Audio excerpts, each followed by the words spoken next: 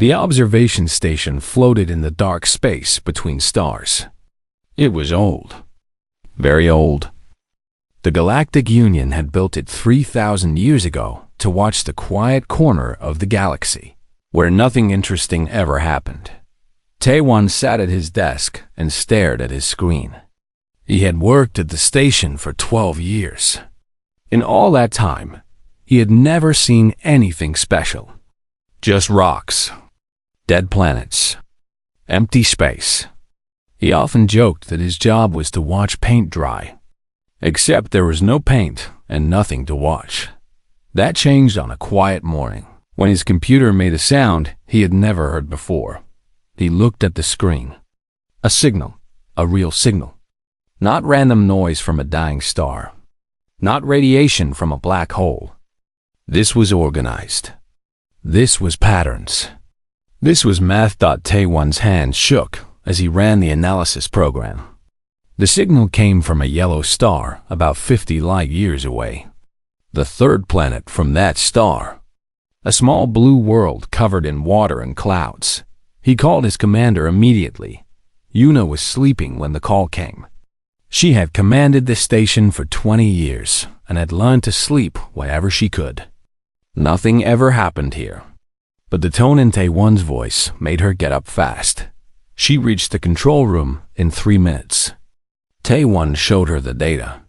The signal was real. It contained prime numbers. It contained simple equations. And strangest of all, it contained patterns that sounded like music when played through speakers. Someone was out there. Someone was trying to say hello. Yuna ordered a full analysis. Every computer on the station worked on the problem. Within hours, they knew more. The signal was old. It had traveled through space for almost 100 years. The beings who sent it called themselves humans. They lived on a planet they called Earth. Yuna felt excitement she had not felt in decades. First contact. Every species in the Union dreamed of finding new life. It was the greatest discovery anyone could make. Then her second officer, Dong-Su, called her to his station. His face was pale. His hands were shaking. The ancient alarm had triggered. Every station in the Union had it. Every ship. Every colony. It was called the Crimson Warning. No one knew who had made it. No one knew how old it was. The code was buried so deep in their systems that most people had forgotten it existed. Now it screamed red across every screen on the station. Yuna read the words and felt. Her blood turned cold. Pattern match confirmed. Species designation. Human. Classification. Enemy warship. Do not approach. Do not engage. Evacuate all sectors within 500 light years immediately. She read it again. Then again. The words did not change. Dong-Su looked at her with fear in his eyes. He was young. He had never seen real danger. But even he understood what this meant. The warning was older than the Union. It was older than every known civilization. Someone, long ago, had marked this species as a threat so terrible that the only response was to run. But they were not warships. They were people. The signal proved it. They had music. They had math. They asked questions about the stars just like everyone else did. Yuna made her decision. She sent a message to Union Command. They needed to know what she had found, both the signal and the warning. While she waited for a response, she studied the data about humans. Taewon helped her. They learned that humans lived short lives, less than 100 years.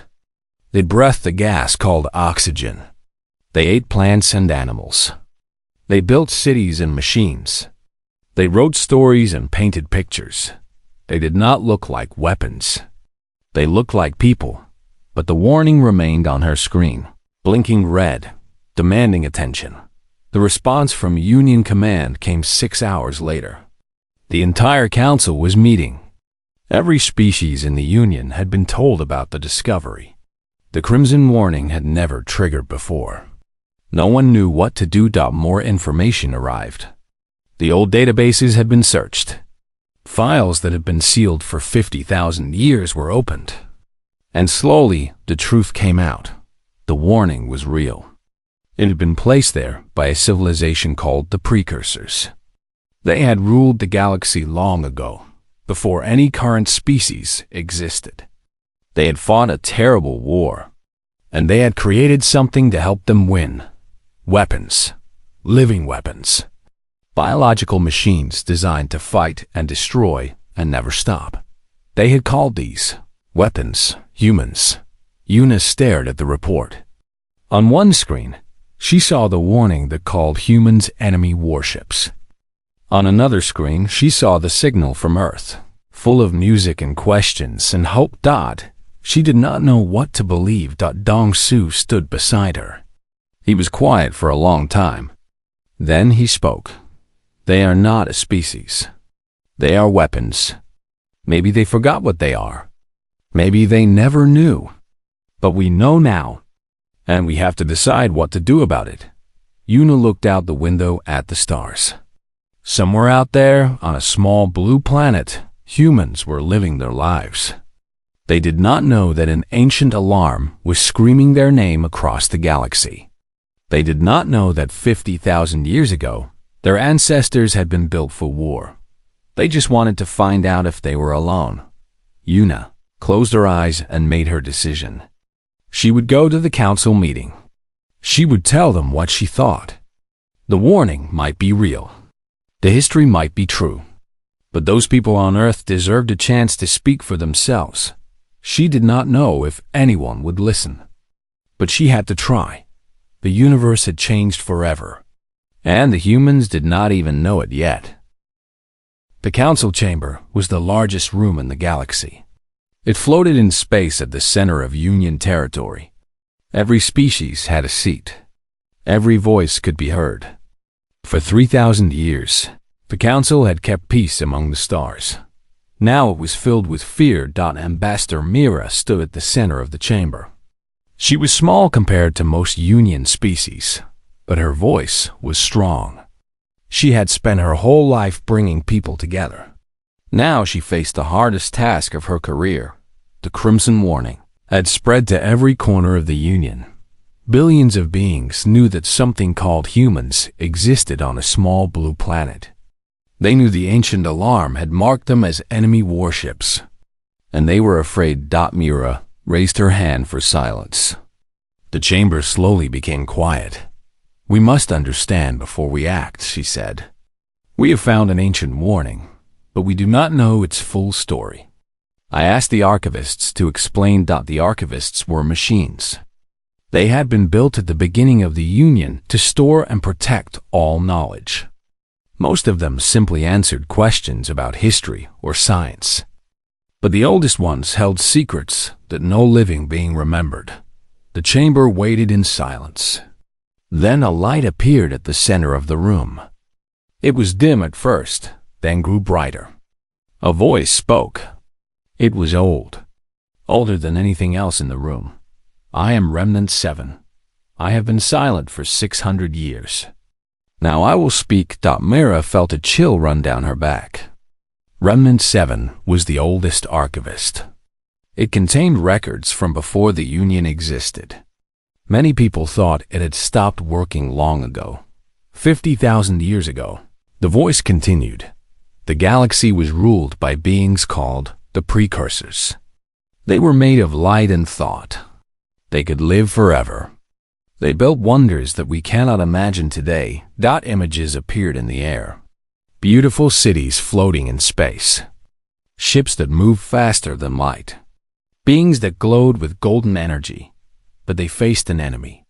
The Void Collective. We do not know where they came from. They were not alive in any way we understand.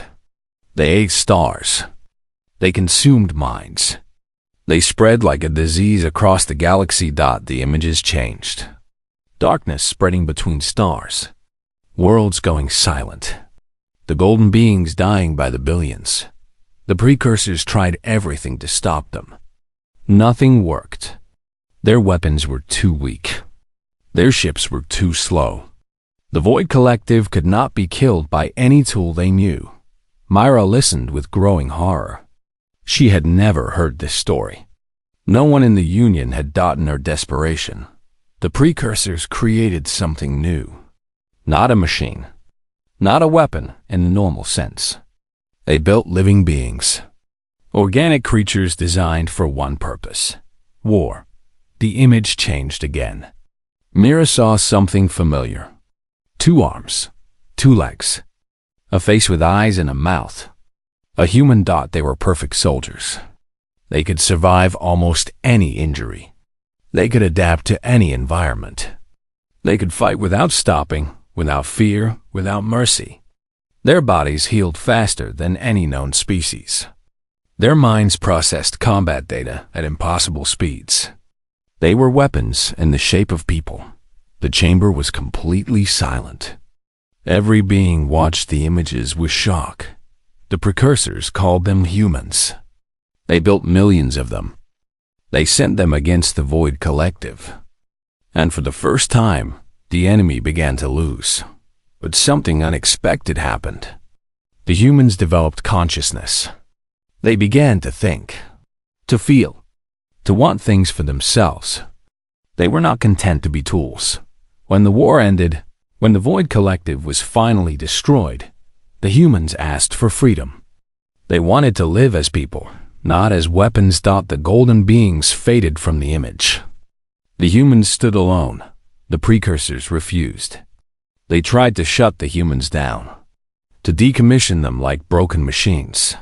The humans fought back. Myra closed her eyes. She knew what came next. The war between the precursors and their own creations lasted 100 years. When it ended, the precursors were gone. Every one of them. Their cities were empty. Their ships were dust. A civilization that had existed for millions of years was erased completely. The chamber gasped. The precursors had not simply disappeared. They had been destroyed by the very weapons they created. The surviving humans were few. They were damaged. They retreated to a single world at the edge of the galaxy. A small blue planet they called Earth. Over thousands of years, they forgot. Their memories of the war faded. Their children did not know what they were. Generation after generation passed until the truth was buried so deep that no human could find it. The images faded. Remnant 7's voice continued. They forgot what they were. But forgetting does not change their nature. The code is still in their blood. The weapons are still in their bones. They are sleeping now. But if they wake up, they could destroy everything again. Ra opened her eyes. The chamber was full of fear. Species that had been peaceful for centuries were talking about weapons, about strikes, about destruction. She raised her hand for silence again. "We have heard the history," she said. "Now we must decide what it means." These humans have been asleep for 50,000 years. They send signals of music and math. They ask if they are alone. Does that sound like weapons to you? A general stood up. His name was Kyung Ho, and he commanded the Union fleet. They destroyed the precursors, he said. A civilization older than everything we know. They wiped them out completely. It does not matter how peaceful they seem now. We cannot take the risk. We must destroy them before they wake up. Mira shook her head. They are people. They have done nothing wrong. We cannot kill billions of innocent beings because of something their ancestors did 50,000 years ago. The argument continued for hours. Some wanted peace. Some wanted war. No one knew what to do. Finally, Mira made a proposal. Send a ship. Make contact. Talk to them. Learn who they really are. Then decide. The vote was close. But in the end, the council agreed. One ship would go to Earth. One chance to understand. Myra hoped it would be enough. Because if it was not, she feared what would happen next. The ship was called Open Hand. It was a science vessel, not a warship. The council wanted to show that they came in peace. Captain Haiyan Wu stood on the bridge and watched the stars pass by. He had volunteered for this mission. Many people thought he was crazy. The Crimson Warning said to stay away from humans. But Haiyan Wu had seen the signal from Earth. He had heard their music. He believed that beings who created such beauty could not be monsters.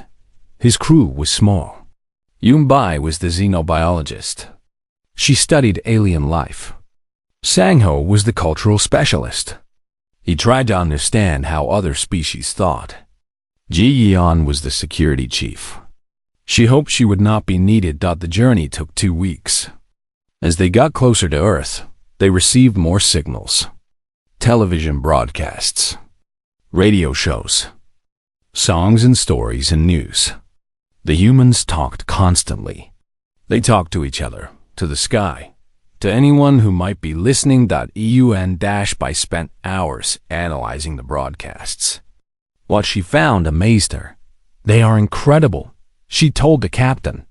They live on a planet with extreme temperatures. Hot deserts, frozen ice. They survive everywhere. They eat foods that would poison us. They drink substances that would kill most species. She showed him data on human bodies. Their bones were stronger than they should be. Their blood carried chemicals that no one had seen before. Their brains worked differently than other organic minds. They matched the weapon designs from the precursor files. Yunbai said quietly. The dormant code is still there. But they do not know. They have no idea what they are. Haiyan Wu thought about this for a long time. Then he made a decision. We treat them as people, he said. Not weapons. Not threats. People. Until they prove otherwise. The open hand entered Earth's solar system. They found a busy place. The humans had sent machines to many planets. They had built stations in orbit. They were reaching for the stars, slowly and carefully. Haiyan Wu sent a message. It was simple. We come in peace. We want to talk. The response came in 3 hours. The humans were shocked, but happy. They invited the ship to orbit their planet. They sent coordinates. They said they would prepare a welcome. As the open hand approached Earth, the crew looked at the blue world below. It was beautiful. Green lands and blue oceans. White clouds floating in the sky. Cities that glowed at night. They are so young, Sangho said. They have only been in space for a few decades. They have so much to learn. Jiyan said nothing. She was watching the defense systems around the planet. Satellites, stations, missiles. The humans had weapons. Many weapons. They pointed at the sky, ready for threats. Even peaceful people protect themselves, Haiyan Wu said.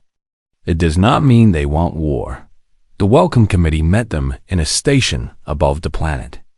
There were scientists, officials, soldiers, all of them nervous.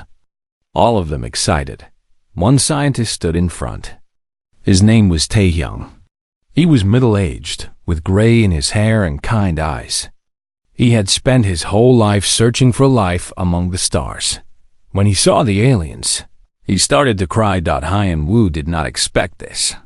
He had prepared for many reactions: fear, anger, suspicion, but not tears. I'm sorry, Taehyung said, wiping his eyes. I have dreamed of this moment since I was a child. We always wondered if we were alone. We hoped we were not. And now you are here. Haiyan Wu felt something change inside him. This was not a weapon standing before him. This was a person who looked at the stars with wonder. A person who cried at the beauty of first contact. We are happy to meet you too, Haiyan Wu said. The next weeks were busy. The crew of the Open Hand learned everything they could about humans. They visited cities. They ate human food. They listened to human music. They watched human children play. By continued her research. The more she learned, the more confused she became. Human bodies contained impossible things. Metal in their bones. chemicals that could heal any wound, brain structures that could think faster than computers. All of it dormant. All of it sleeping, but the humans used none of it. They lived normal lives. They got sick. They grew old. They died. They had no idea what power slept inside them. She told the captain what she found. They are weapons, she said. The precursor files were right, but they do not know. They genuinely do not know. G-YEON listened to this and felt worried. Sleeping weapons could wake up. If something triggered the dormant code, everything could change. But Sang-Ho had a different view. They have had 50,000 years to wake up, he said. They have not. Maybe the code will never activate. Maybe they are free now. No one knew the answer. Tae-hyun became their guide. He showed them his world with pride and honesty. He did not hide the bad parts. The wars, the pollution, the hatred between groups. Humans were not perfect, but they were trying. One night, Ian-woo took Tae-hyun to the observation deck of the open hand. They looked at the stars together. Your people have sent signals for 100 years, Ian-woo said. Asking if anyone was listening. Yes, Tae-hyun said. We always hoped someone would answer. Why? Tae-hyun thought about this. Because we want to know we matter, he said. The universe is so big. We are so small. We want to believe that our existence means something. That we are not just accidents in an empty cosmos. Hyun-woo looked at the human beside him. This being was technically a weapon of mass destruction.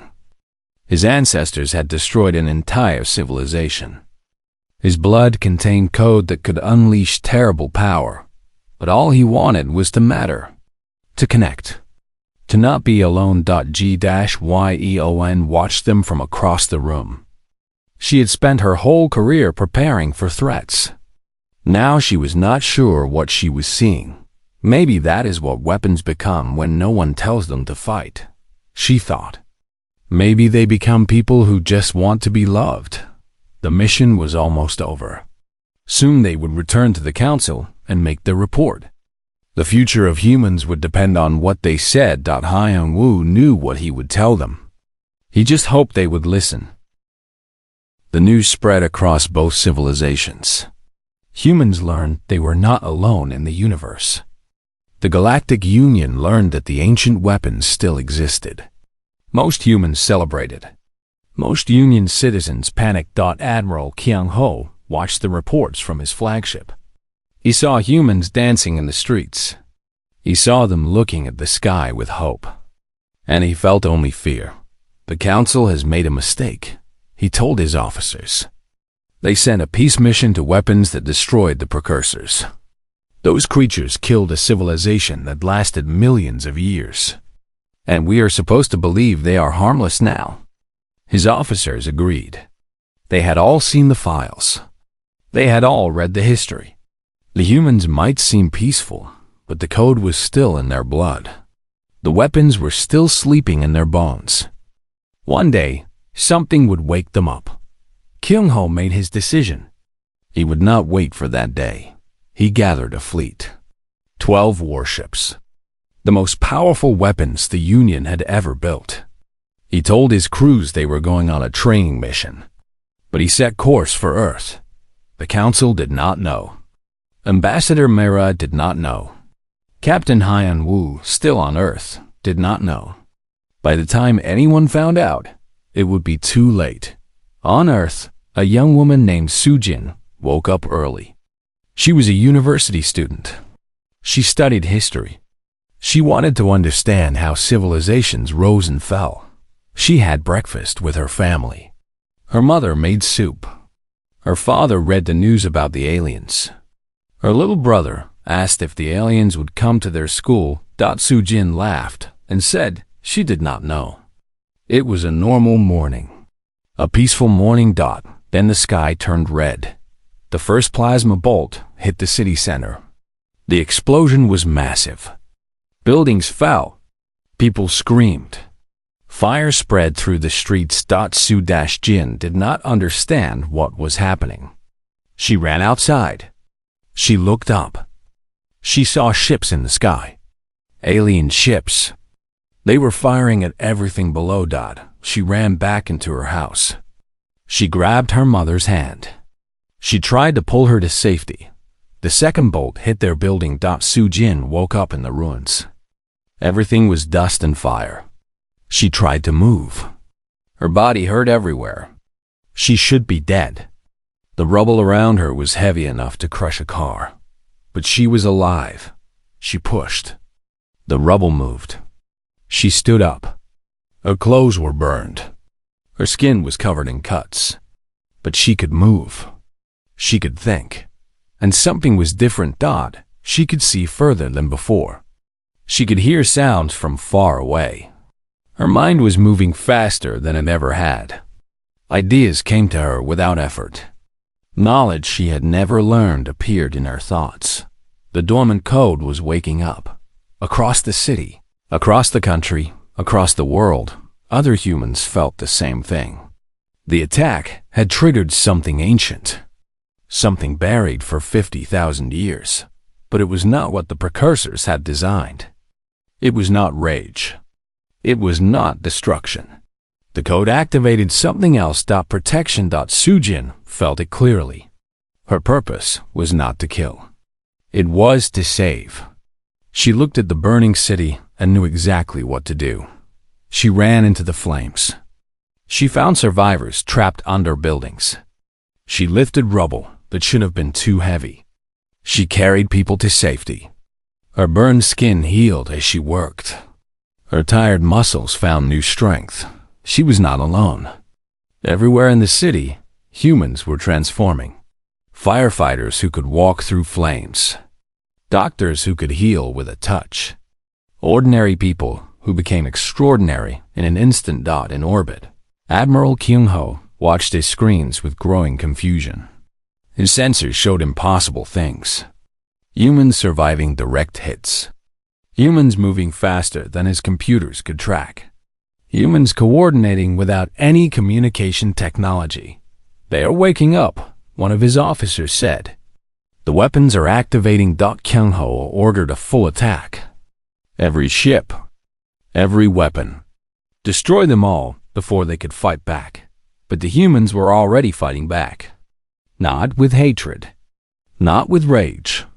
With something the Admiral had never expected. Mercy. Human pilots flew aircraft into orbit. Their planes should not have survived the journey. But the nanites in their blood, the microscopic machines they had never known existed, held the vessels together. They reached the Union fleet in minutes. They did not attack. They disabled. They targeted engines and weapons, not crews. They captured ships without killing anyone inside. Su-Jin found herself on a transport heading for space. She did not know how she knew to fly it. The knowledge was just there. Ancient programming activated by the attack. She reached Kyung-ho's flagship. She cut through the hole with tools her own body created. She walked through corridors filled with Union soldiers. They fired at her. Their weapons did nothing. Her skin healed faster than they could hurt it. She did not fire back. She just walked past them. She found the Admiral on his bridge. He was alone. His crew had surrendered. His fleet was captured. He looked at her with terror in his eyes. "You are the weapon," he said. "The thing we were warned about." Su-Jin looked at him. Smoke rose from her burned clothes. Her eyes carried something old. Something that remembered things she had never experienced. "Yes," she said. "I am what the precursors made. A weapon of war. A tool of destruction." She stepped closer. The Admiral backed away. "But they made a mistake," Su-Jin said. "They gave us minds that could think. Hearts that could feel. Souls that could choose." She stalked in front of him. "You attacked us," she said quietly. "You killed thousands of our people, children, families, people who had done nothing wrong." Kyung-ho waited for the killing blow. He knew it was coming, And we chose not to destroy you, Sujin said. That is what we are. Not the weapons they built. The people we became. She turned away from him. Your fleet is captured. Your crews are alive. You will stand trial for what you did. But you will live. The admiral fell to his knees. He did not understand. He had tried to destroy them. And they had shown him mercy. On the bridge of the open hand, Captain Hyan Wu watched the battle end. He had seen everything. The activation. The transformation. The choice. He opened a channel to the council. They are not weapons, he said. They never were. They are something much more dangerous. What? Ambassador Mara asked. They are people who were built for war, Hyan Wu said. And they chose peace anyway. The universe would never be the same again. The trial lasted 3 months. Admiral Kyung-ho sat in the great council chamber. He was alone at a table. Around him, representatives from every species in the Union watched and waited. The charges were clear. He had attacked a peaceful world without orders. He had killed thousands of innocent beings. He had started a war that could have destroyed everything, but the punishment was not clear. The Union wanted justice. They wanted to show that such actions would never be allowed. But the humans wanted something different. Ambassador Mira stood before the council. Beside her stood Su Jin, the young woman who had captured the admiral's ship, the weapon who had chosen not to kill. The humans have asked to speak, Mira said. They have a request. Su Jin stepped forward. She looked small in the great chamber, but her voice was strong. Admiral Kyung-ho attacked our world, she said. He killed my mother. He killed my father. He killed thousands of people I will never meet. The chamber was silent. Everyone waited. I want him to live, Sujin said. Gasps filled the room. The Union species could not understand. This human had lost everything. How could she ask for mercy? I want him to live because killing him will not bring my family back, Sujin continued. I want him to live because hate is a poison that hurts the one who holds it. I want him to live because we are better than the precursors made us to be. She looked directly at the admiral. He could not meet her eyes. We were built to destroy, Sujin said. Our creators wanted us to be tools of death. For 50,000 years, that purpose slept inside us. Now it is awake. We know what we are. She raised her hand. Every human in the chamber raised their hands with her. And we choose to be something else, she said. We choose to heal instead of hurt. We choose to build instead of break. We choose to protect instead of destroy. The vote was close. Some Union species still feared the humans. Some still wanted them destroyed. But in the end, the humans got their wish. Admiral Kyung-ho would live. He would spend the rest of his life teaching others about what he had done.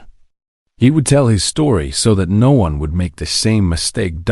As he was led away, he stopped in front of Su-Jin. Why? He asked. I destroyed your life. Why would you save mine? Sujin looked at him for a long moment. Because someone has to go first, she said. Someone has to break the cycle of revenge.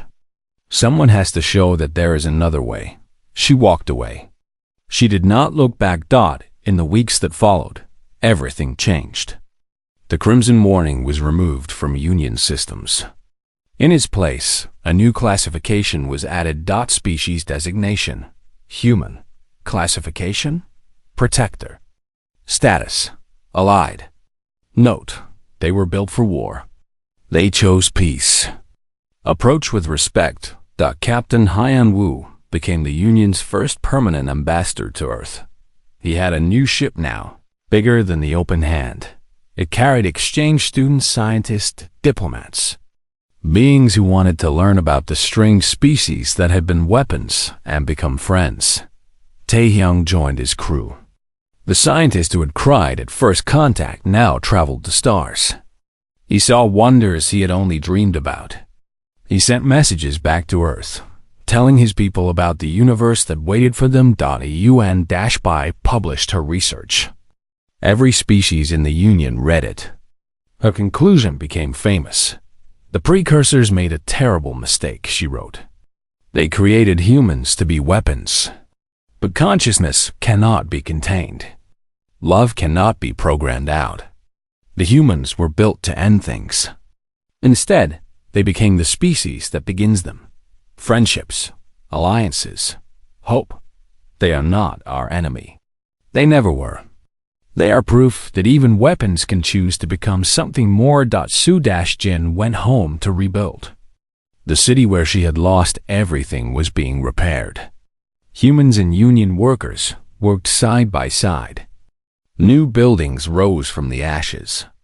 New parks were planted where craters had been. She started a school. She called it the Choice Institute. She taught young humans about their heritage. She taught them what the dormant code meant. She taught them that they had power beyond anything else in the galaxy, and she taught them to use it wisely. One morning, a shuttle landed at the Institute. It carried the first Union exchange students to study on Earth. They were young. They were nervous. They had heard stories about the terrible weapons called humans. One of them approached Sujin. She was a water dweller from a world called Delphus. Her name was Hana. She was shaking with fear. "Are you really a weapon?" Hana asked. "The stories say you can destroy anything. The stories say you are the most dangerous beings in the galaxy." Sujin smiled. She remembered being afraid. She remembered what it felt like to be seen as a monster. "I am a teacher," Sujin said. She offered her hand. "Would you like to see the campus?" Hana looked at the offered hand. She looked at the human's kind eyes. Slowly, she reached out and took it. They walked together through the gardens. Human students waved. Union students watched with curiosity. Somewhere, a child was laughing. Above them, ships from 100 worlds crossed the sky. Human and Union vessels flying together, protecting a galaxy that had learned the most important lesson of all. The greatest weapons are those that choose never to fire. Taewon still worked at his observation station. It was not quiet anymore. Now it received signals from everywhere. Messages of greeting. Songs of friendship. Questions from species who wanted to learn about the strange humans who had changed everything. Sometimes, late at night, he played the first signal. The one that had started it all. The music and math from a small blue world. He wondered what would have happened if he had ignored it. If he had dismissed it as noise. If he had never told Commander Yuna, the galaxy would have continued in fear. The humans would have stayed alone. The crimson warning would have blinked forever on screens throughout the Union. But he had not ignored it. He had listened. And everything had changed. In the end, first contact had triggered an alarm. The alarm had said humans were enemy warships. And maybe that was true once. Maybe that was what the precursors had wanted them to be. But humans had become something else. They had become proof that the past does not control the future. They had become evidence that weapons can become healers. They had become a symbol of hope for every species that felt trapped by its own nature. They were still dangerous. Their power was still real. But they had chosen how to use it. And that made all the difference.